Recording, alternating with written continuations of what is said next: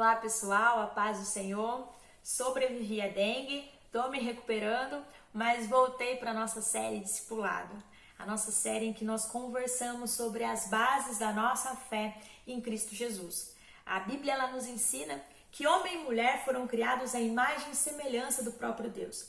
Isso significa que a humanidade foi criada perfeita, justa, reta, com a capacidade de escolher fazer o bem, sem nenhuma mancha de corrupção ou pecado. Mas ela também nos fala que o pecado de Adão e Eva, lá, o pecado original, quando eles escolhem desobedecer à vontade de Deus e comem do fruto do conhecimento do bem e do mal, esse pecado destruiu parte dessa imagem de Deus em nós. Esse pecado deturpou a imagem de Deus em nós. O pecado destruiu essa imagem e nós, por conta do pecado, temos destruído o mundo criado por Deus. Essa é a 9ª aula da série Discipulado e hoje eu quero falar com vocês sobre o que é o pecado. O pecado ele é toda forma de transgressão à lei de Deus, à vontade de Deus. Ou seja, qualquer maneira que nós encontramos de desobedecer à vontade de Deus para as nossas vidas. Nós desobedecemos à vontade de Deus pelas nossas atitudes e por conta da nossa natureza, do nosso caráter, da nossa essência. Quando eu falo das nossas atitudes, eu falo de coisas que nós fazemos que Deus expressamente nos proibiu de fazer na sua palavra. Nas escrituras, na Bíblia, ele nos fala que algumas atitudes nós não devemos ter. E quando nós praticamos essas coisas, nós pecamos contra Deus. A Bíblia também nos ensina que nós desobedecemos a Deus quando nós deixamos de fazer aquilo que ele está nos pedindo para fazer.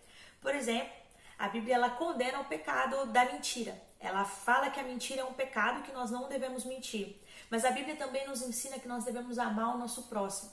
Então, se nós mentimos, ou se nós deixamos de ter empatia pela necessidade do próximo, deixamos de nos compadecer e ajudar o nosso próximo e a demonstrar amor pelo nosso próximo, nós estamos ofendendo igualmente o nosso Deus. Os pecados eles possuem consequências diferentes, é verdade, mas tanto faz. Ambos os pecados ofendem a Deus. E na verdade a gente trata na nossa igreja que é um pecado só, o pecado da desobediência. Quando nós desobedecemos a Deus, seja pelo aquilo que nós fazemos ou por aquilo que nós deixamos de fazer, nós estamos pecando. E a outra forma de pecado que eu comentei é sobre a nossa natureza, o nosso caráter, que está corrompido pelo pecado por conta do pecado de Adão lá e de Eva. Quando eles escolheram desobedecer a Deus e eles podiam ter escolhido manter-se firmes em Deus, manter unidos a Deus, manter-se próximos de Deus, eles espontaneamente escolhem desagradar a Deus, duvidar da vontade de Deus, da palavra de Deus e pecam comendo do fruto do conhecimento do bem e do mal que Deus havia proibido. Quando eles fazem isso, eles trazem o pecado e a condenação eterna para toda a humanidade. A Bíblia nos ensina que por meio de lá no Éden, o pecado entrou em todas as pessoas.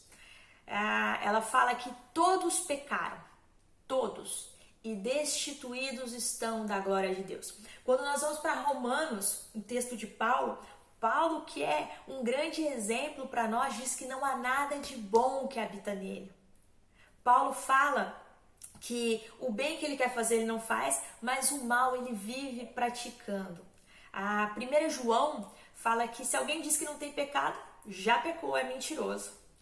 Todos nós pecamos.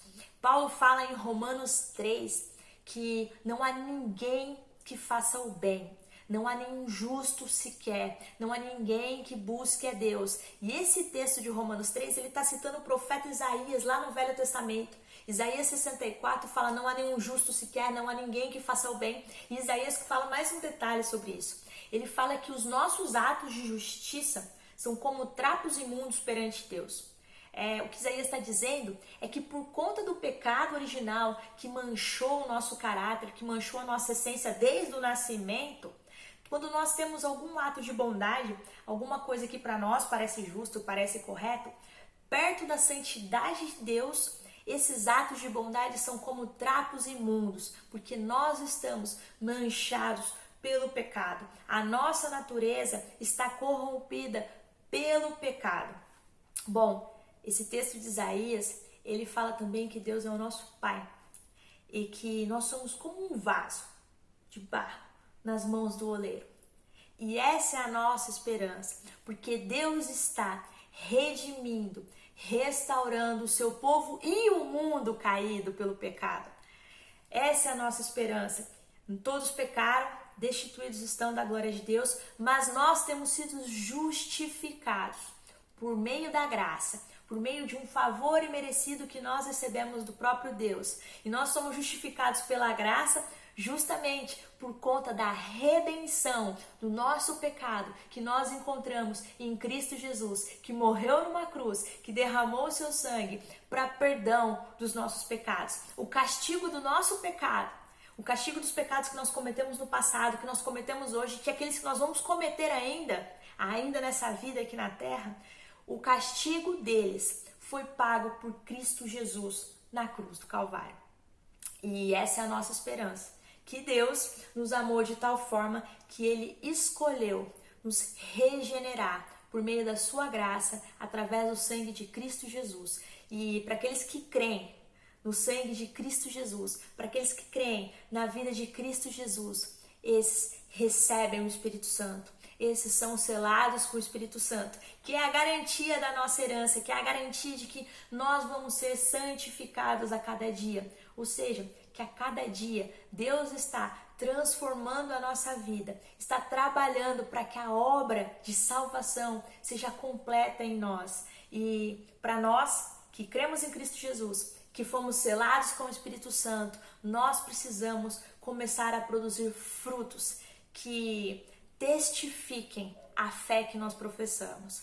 Então, sim, todos nós pecamos, sim, nós estamos lutando contra o pecado diariamente, mas sim, nós precisamos escolher viver essa nova vida que Deus tem para nós. Que Deus nos livre de ser quem nós realmente somos, se isso, de alguma forma, ofender o caráter e a santidade dele. Que nós possamos morrer para as nossas vidas, morrer para os nossos desejos, para os nossos pecados de estimação, morrer para aquilo que a gente acha que vai nos trazer alegria e renascer para uma nova vida ao lado de Deus, fazendo a vontade de Deus, porque é isso que vai nos trazer contentamento, satisfação e alegria em viver. Boa semana, tchau, tchau!